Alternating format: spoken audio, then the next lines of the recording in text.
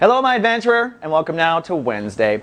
Well, cloudy and feeling sort of blah today for a second day in a row. I don't think it's as tumultuous as yesterday's potential. The moon is still in Scorpio, so emotionally your subconscious is lit up. What you're feeling mostly today is yesterday's feelings. That's what our subconscious stores, what we've lived so far. It's also our past life. We call it karma in some circles. We call it weeds in our soul garden. Either way today, if you find yourself really unhappy or really mad or really struck by anything, you have to ask yourself, is this a pattern? Have I been in front of a boss that's insulted me before? Maybe this boss, but through my whole life.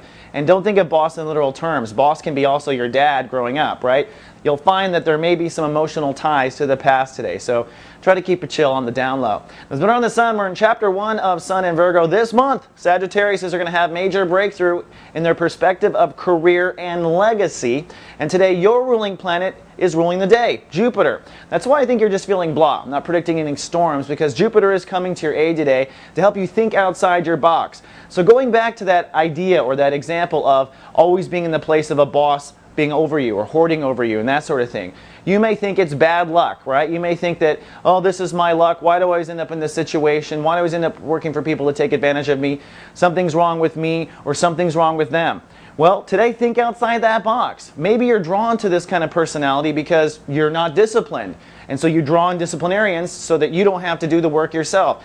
We're still discovering why we find ourselves in this position in chapter 1 of Virgo. And today I'm just saying, think outside the box. Maybe it's brain chemicals. I don't know. Just be open.